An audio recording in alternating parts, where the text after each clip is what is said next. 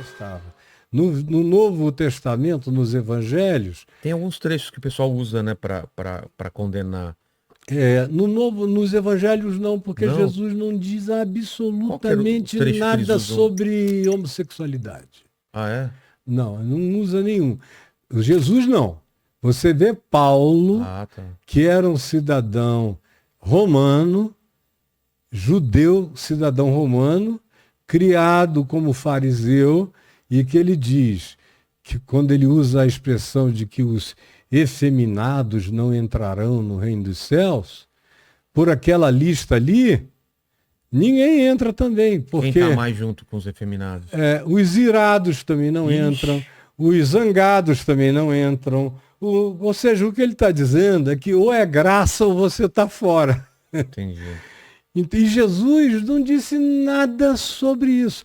As prostitutas ou a meretrizes, ele acolheu, elas se sentiam em casa, elas o acolhiam e ele ia, ele as amou e as fez discípulas dele. Ele ensinou os discípulos dele a não serem intolerantes com ninguém, agora apanhou até não poder mais. Tem o lance do atira a primeira pedra, né? Não, e a coisa dos fariseus que diziam ele come com prostitutas, É, ladrões, meretrizes, se diverte, faz os caras rirem e tudo mais. Agora, devia ser muito louco acompanhar esse cara, né? é uma Imagina. vida insuportável. Viver Jesus hoje já torna você um cara insuportável no meio É, religioso.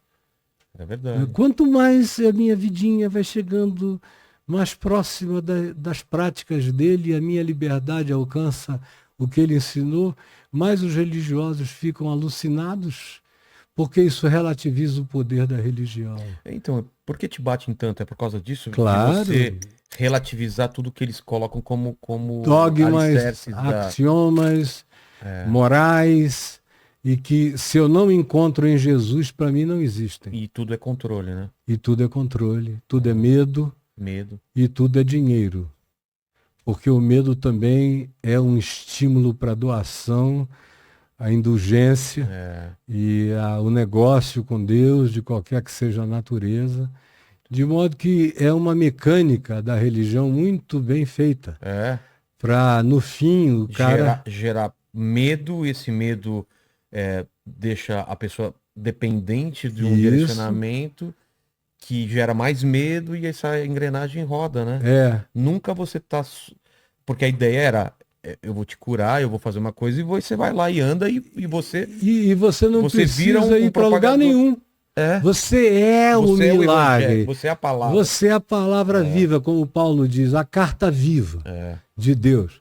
Aí não, hoje em dia, se o cara disser, eu gostei disso, então vai para a minha igreja e fica frequentando, porque se você faltar, você vai se desviar e aí o diabo vai te pegar. Ainda tem mais vai um abrir diabo que vai te brecha. pegar. Abre brecha, a tal da brecha.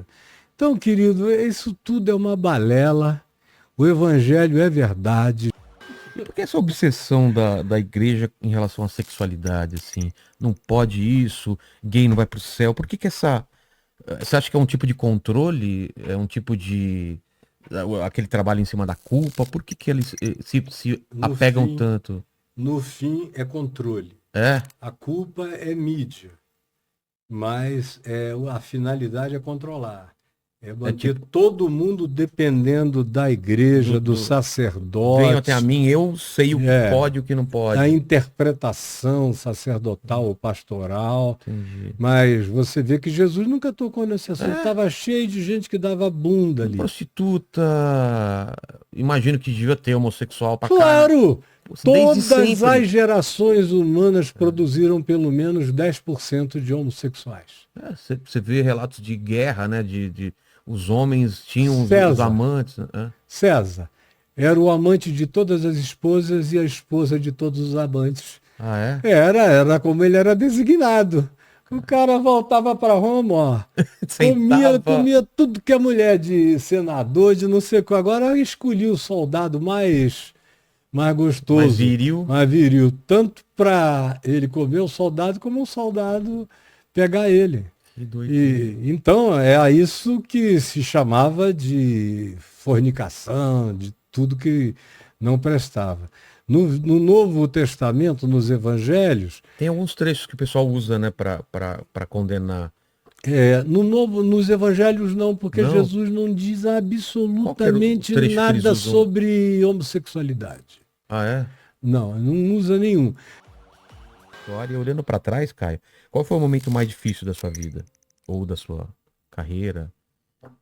Apesar que um pastor Rapaz, sempre as coisas estão muito juntas, eu né? passei por muitas coisas difíceis na vida, mas eu acho que nada se compara à morte do meu filho Lucas, com 22 anos. Assim, em termos de dor, Entendi.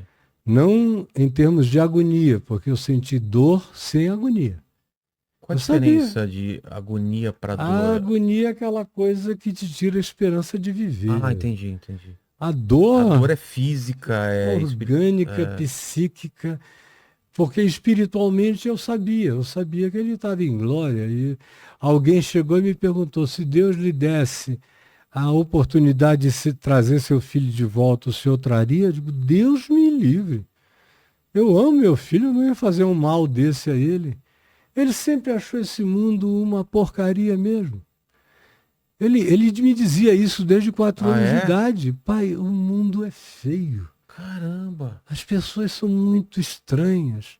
Então, quando ele sofreu um acidente de carro e partiu, eu fiquei com a dor egoísta do pai. Claro. Que um garoto lindo, bonito, que eu queria ver crescer e tudo mais, me doeu, me lacerou de todos os lados. De um outro Não lado, ter a companhia dele. dele, mas de um outro lado, estranhamente, tinha uma glória dentro de mim. Sim, obrigado, Senhor, porque ele entrou na tua glória. Ele agora ficou a cara de Jesus. Ele agora é a coisa mais linda do universo. Muito obrigado, Senhor. Doía aquela dor lacerantemente doce. A redenção É. acontece para salvar a criação.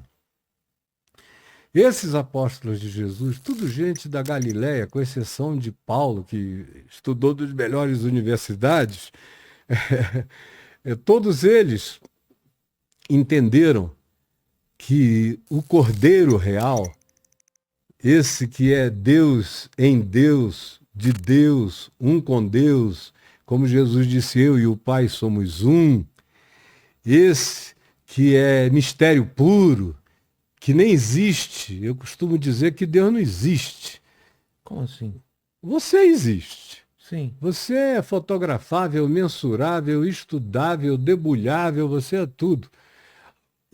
Para partir de ti e de mim para o Big Bang existe. A gente já consegue chegar hoje à ervilha primal de adensamento de energia, massa, tudo isso. Mas uma ervilha primal que adense os universos todos em si mesmo já é um negócio absurdo, incompreensível. Incompreensível mesmo. Agora, isso existe, porque só existe o que é detectável. O que não é detectável, o que não é estudável, o que não é verificável, o que não é manifesto Mensurável. como repetição constatável, não existe. Ah, entendi. E Deus, por definição, é o inexistente. Deus é o eterno e incriado. Onde é que, em cabeça de quem que isso existe, em que laboratório isso cabe? Essa matéria, teologia, devia ser muito mais uma antropologia da história da fé do que teologia, que é Deus, a lógica sobre Deus, ou a lógica de Deus, ou o estudo de Deus. Estudo de Deus é uma balela. Eu só consigo saber um pouco quem é Deus em Cristo Jesus. Aí eu sei o caráter de Deus, eu sei como o homem deve ser, sei quem Deus é e como o homem deve ser. Em Cristo eu aprendo isso tudo.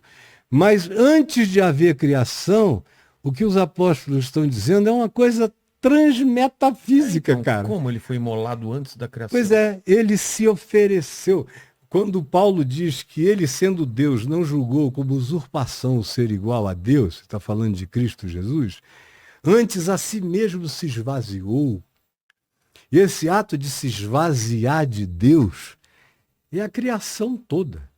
É ele tirando pedaços dele. Ele explodiu Deus. É o Big Bang. É. Ou o que quer que venham a ser os outros Big Bangs nos multiversos que existem por aí, em camadas dimensionais variadas, Tudo são partículas de Deus. tudo.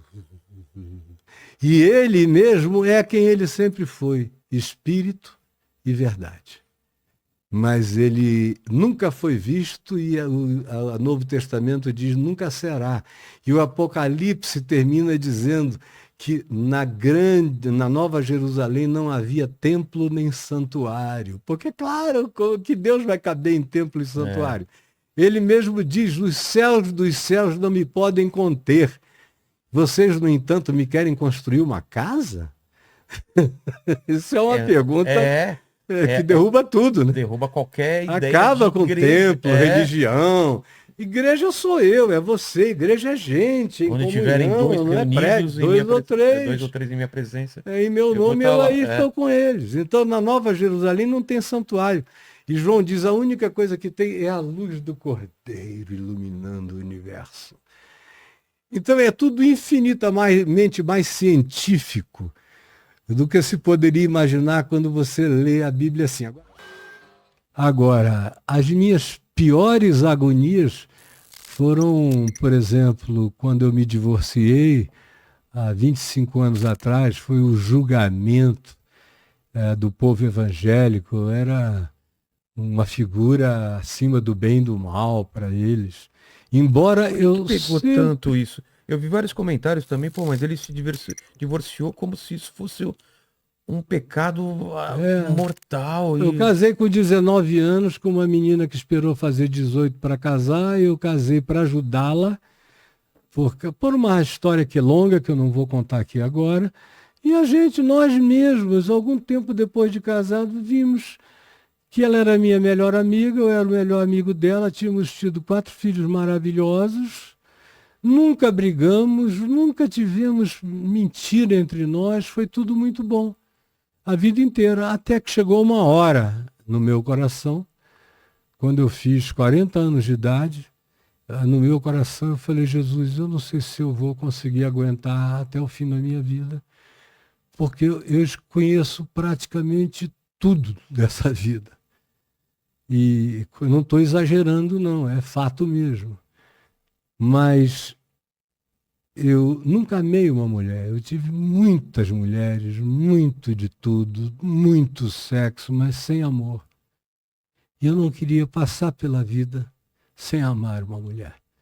Eu queria a chance de amar uma mulher. Com uma culpa, eu estava falando aquilo, só Deus sabe como é que eu estava. Por outro lado, eu sabia as consequências.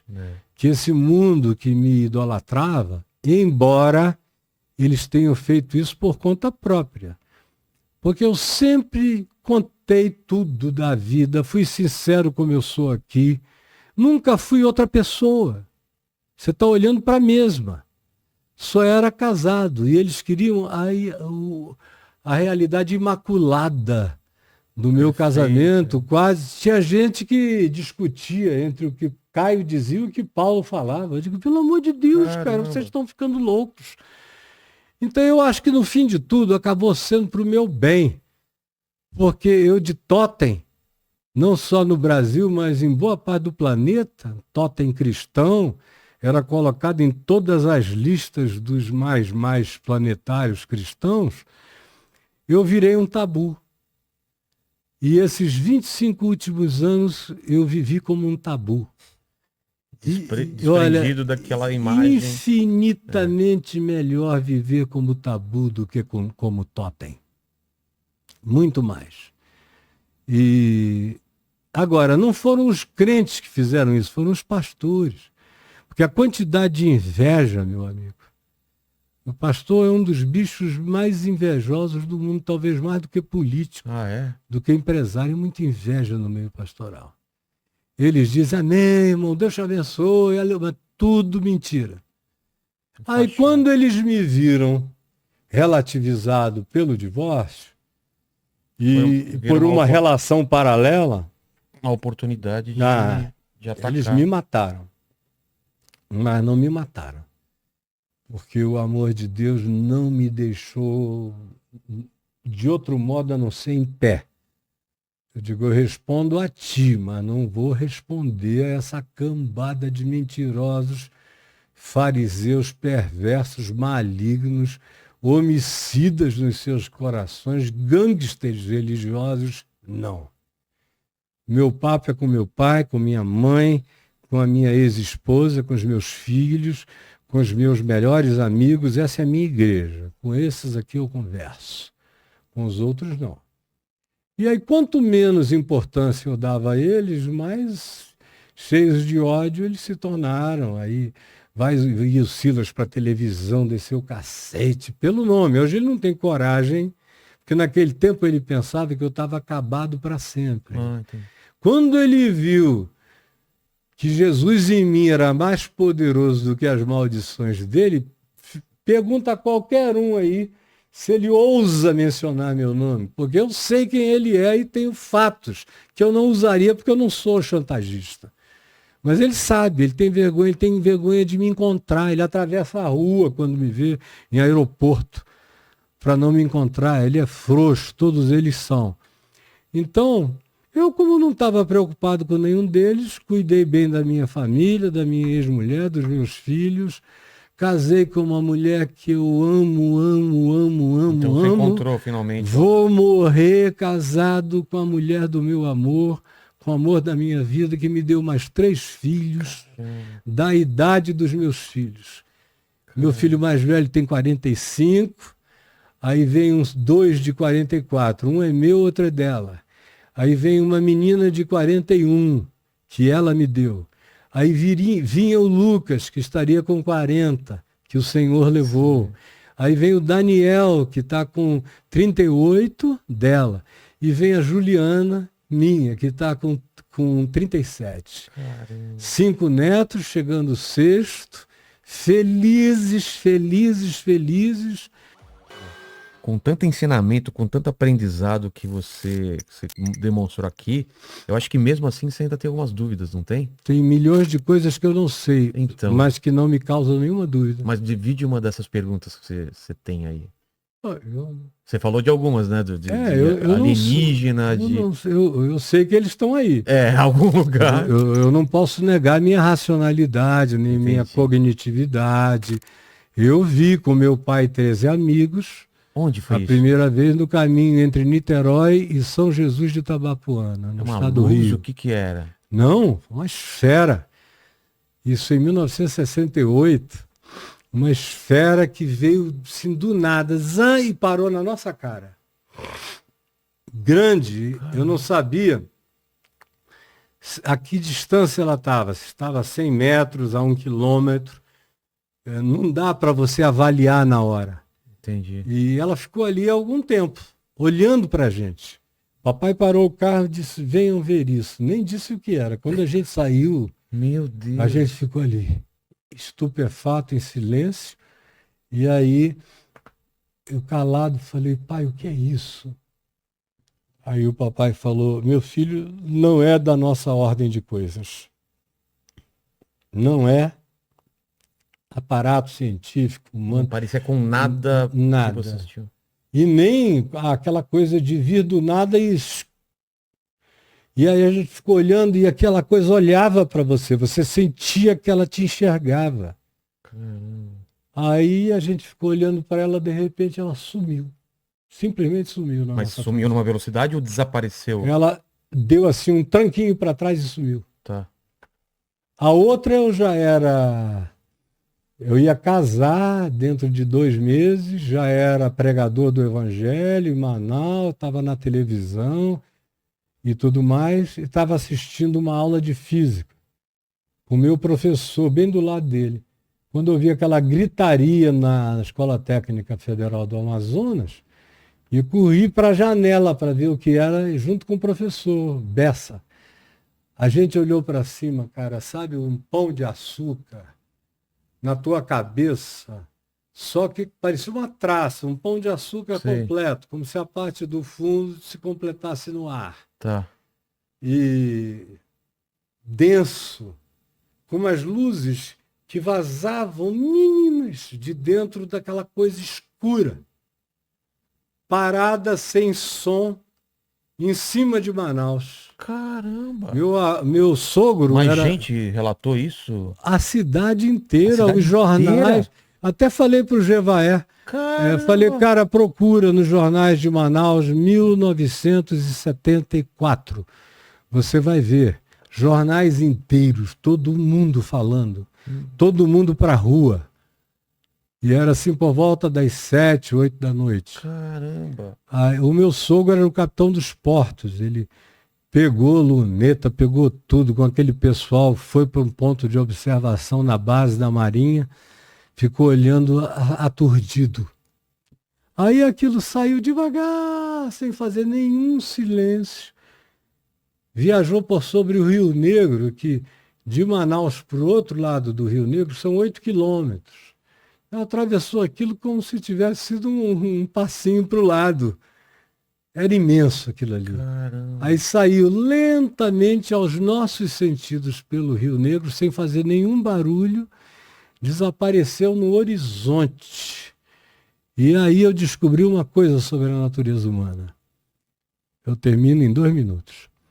Primeiro, na mesma hora nós todos paramos tudo, fomos lá para baixo, todo mundo perplexo. Para baixo onde? Da sala de aula. Ah, tá. No pátio da escola técnica. Aí eu peguei minha moto, fui para casa da minha noiva, cheguei lá, o meu sogro estava lá em pé. Você viu? Todo mundo apavorado. Falei, vi com o meu professor de física. Uma boa testemunha para ter ao lado, com na certeza. janela. Aí eu falei, professor Bessa, o que é isso? Ele falou, olha, não é dessa terra não. Não é daqui, cara. Isso com certeza eu te digo. Aí, um mês depois, eu perguntava, porque eu nunca tive medo do inusitado, nem do misterioso, desde criança. Aí eu me perguntava, escuta, vocês lembram daquele, que coisa? Aí o pessoal dizia assim, aquilo foi fantástico. Um ano depois você perguntava para as mesmas pessoas, elas diziam, sabe que hoje em dia eu nem gosto de pensar naquilo? Por quê? Porque é inexplicável, é inexplicável. A pessoa prefere acreditar que não aconteceu? Ou não quer pensar que aconteça tal coisa e ela não tem explicação para o que acontece. É uma defesa do cognitiva medíocre. Caramba. Aí, olha, hoje em dia eu chego na casa dos meus primos, isso já quase 50 anos depois, né? 40 e tantos anos, quase 50. E eu às vezes pergunto, vocês lembram daquele pão de açúcar, aquela traça que passou, que ficou em cima da cidade em 74? Aí eu ouço gente, meu primo, meus primos. Não, assim, eu quase nunca lembro, sabe, cara? Mas já que você falou agora é mesmo, né? Aquilo Como aconteceu. pode não lembrar de uma coisa tão assustadoramente As pessoas estranha? preferem esquecer. Caramba. O inusitado. Mas também dá para fazer um paralelo com experiência com Deus, né? Com manifestações de quanto mais paz, o cara fala, será que aconteceu mesmo aquilo? Eu já vi gente que tinha certeza absoluta, porque aconteceu com ele. Hoje o cara diz, aconteceu comigo, mas eu não quero mais lembrar disso. Caramba. O auto-engano. Porque existem consequências, né, de você voltar a pensar sobre aquilo. O auto-engano é um fenômeno que se manifesta em todos nós praticamente, por muito pouca exceção, mas mesmo as exceções já são pessoas que se livraram do auto-engano pelo enfrentamento. Porque a maioria vai aceitando o desaparecimento. Um mecanismo de defesa, né? E tem também a coisa do objeto voador não identificado em Ezequiel 10, Ezequiel 1 e 10, que são aqueles girantes girando um dentro do outro. Fala isso? Cara. Tem também o lance de umas carruagens que... Aí já foi a carruagem de fogo de Elias, que levou Elias. Pode ser uma nave também. Que pode ser também, porque era só uma coisa que eles só podiam definir... Com a referência da época. Do que eles tinham. Mas ali Ezequiel disse que ele ficou aturdido, que caiu no chão, desmaiado de pavor. Aí ele acorda e ele vê aquela coisa brilhosa, com uma roda girando dentro da outra, pequenos olhinhos em volta e cambotas sobre as quais estavam apoiadas. Eles pareciam na cor como berilo. Ele vai tentando descrever o material daquilo ali, mas ele diz que não tinha referência. Aí o que é que acontece? Esses seres que saem, que se comunicam com ele, é que dão a mensagem do livro de Ezequiel todinha. É uma mensagem que vem de seres que saíram Esse cruzamento. dessa nave. Ah, da nave. Isso é Ezequiel já no tempo do Tá. exílio dos judeus em Babilônia, já é muito tempo depois. Agora, no Gênesis, em Gênesis 6, é que diz que o dilúvio veio porque os filhos de Deus, os Benai Elohim, que era uma alusão aos que vinham do céu, Não anjos. a gente veio a chamar isso com o apelido de carteiro, mensageiro. É só isso. Malaquim.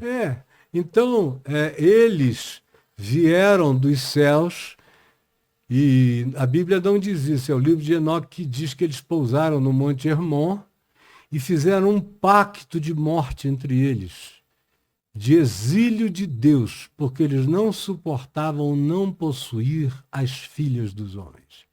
E eles escolheram as mais gostosas e tiveram com elas filhos, que se tornaram os homens poderosos da Os antiguidade. gigantes.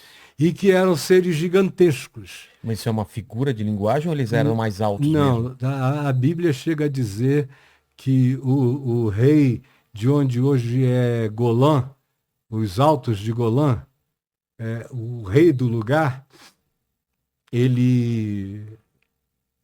a cama dele de ferro puro tinha 5,10 metros Caramba. de comprimento e 2,80 de largura.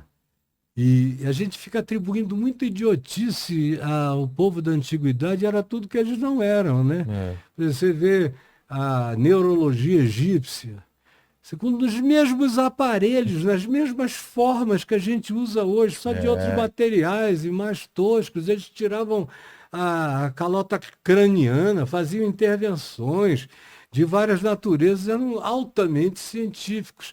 Só tinha um detalhe a mais, eles criam em paranormalidade, a nossa ciência nem tanto. Então, e para eles chamavam isso de magia, que eram os poderes sutis da mente. Mas os nefilins se tornaram o que são. A mitologia grega conta a história todinha dos semideuses. Seriam isso. Todos. O Flávio Joséfos, escrevendo nas antiguidades, ele diz aos gregos e aos romanos: o que vós chamais de deuses, semideuses, demiurgos, tal, são os filhos das mulheres humanas com os Benai Elohim. Ou seja, o que ele está dizendo, ele validava o que os gregos chamavam e criam como sendo realidades, ele validava. Os Nazca aqui, o Viracochas, que criou a cultura Nazca, que pré-inca. Tá, que tem aqueles desenhos no deserto enormes. Isso, ele é chamado Viracochas, porque ele veio com as ondas do mar. E a descrição é de um ser grande, maior do que todo mundo, e que ensinou ciência, culturas variadas a eles. A mesma coisa você vê entre os celtas. A mesma coisa. Se repetem, né? A primeira dinastia do Egito atribui o início do Egito a essas figuras de semideuses. E assim você vê no Oriente Médio todo, você vê na Índia. E se você vê ao mesmo tempo culturas que são afastadas geograficamente, simultaneamente fazendo as mesmas coisas. Pirâmide aqui, pirâmide ali. Nos mesmos alinhamentos. Isso é muito maluco. E para mim, o Eric von Braun eram os deuses astronautas. Não estava completamente certo em todas as conclusões, mas a premissa dele tem uma validade extraordinária. Que a premissa é a seguinte: será que o que a nossa cultura chama de anjos e deuses não seriam, porventura, visitantes de outras dimensões ou de outros planetas? Para mim é muito mais um negócio multidimensional. Ah, é? Eu creio no visitante da mesma ordem planetária também, da mesma ordem universal da gente. Mas eu, por causa do Novo Testamento, eu fiquei com uma facilidade enorme em crer na física da teoria das cordas, que são lâminas dimensionais, Que vibram de uma do maneira. lado da outra.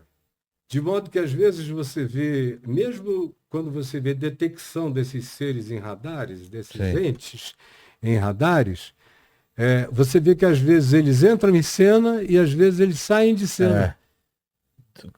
Como mágica, né? Eles estão em cena, está acompanhando, de repente eles somem. E às vezes o cara, o visualizador, continua vendo, mas o radar já não capta, como se ele tivesse se transposto para uma nova camada dimensional, aonde tem sombra dele sendo visibilizada. Exato. Então, para mim, nesse universo, praticamente tudo tem explicação.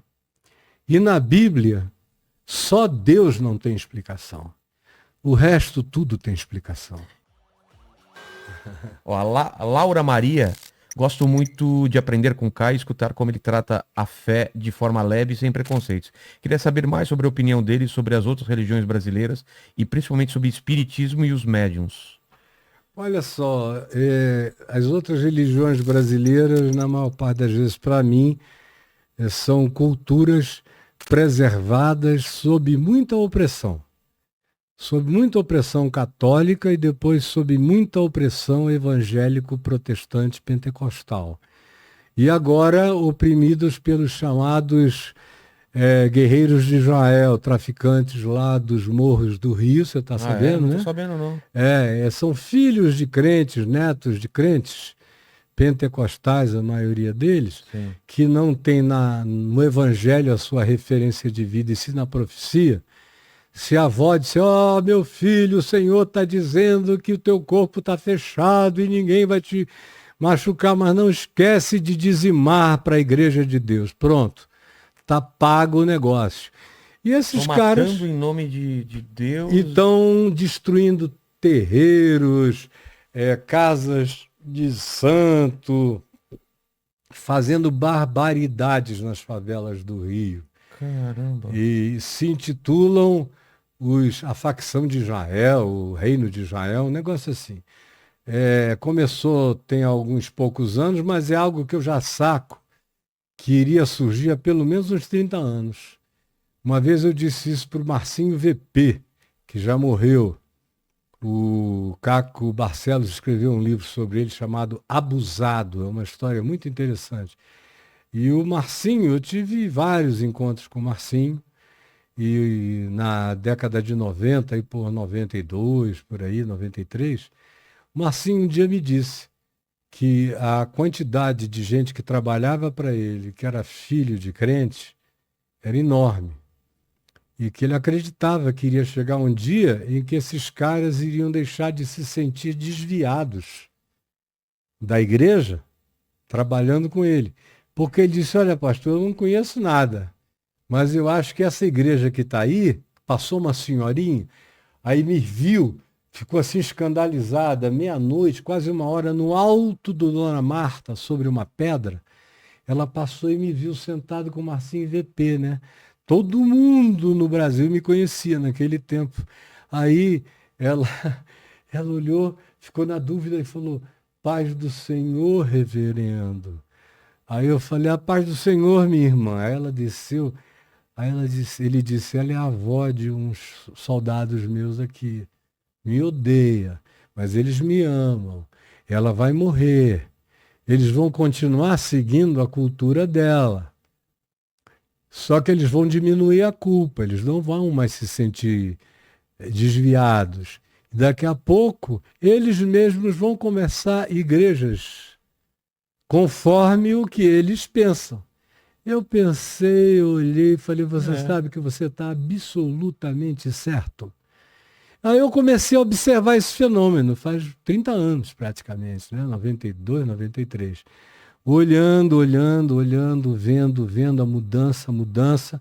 Hoje em dia você vê pastor que está aí na internet, e pastor de morro, de favela, o cara, rapaz, para ele falar uma palavra na língua portuguesa é uma façanha.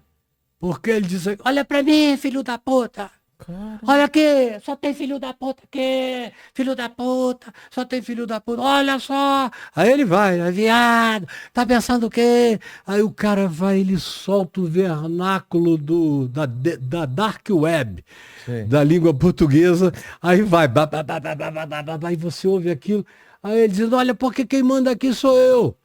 Se quiser subir aqui, tem que pedir permissão aos meninos lá embaixo. Aí os meninos me ligam, se eu autorizar, a polícia sobe. Se eu não autorizar, não sobe.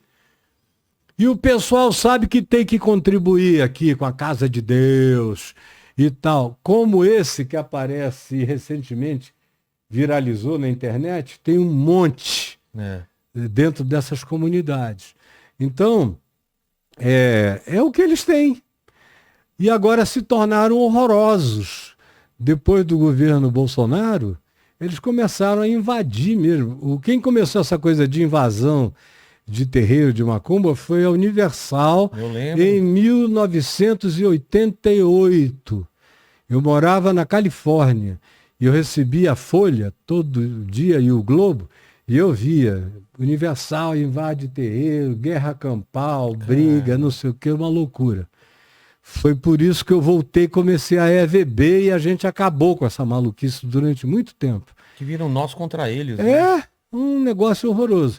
Aí, pois bem, já os cultos de raiz africana, os afro-ameríndios, eles defendem muito mais uma cultura que para eles tem a ver com honra aos antepassados, tem a ver com tudo isso, do que qualquer outra coisa. Até porque aquilo tudo é um sincretismo. Está lá, está presente. Jesus está lá, Pedro está lá, Maria está lá, São Paulo está lá com outros nomes.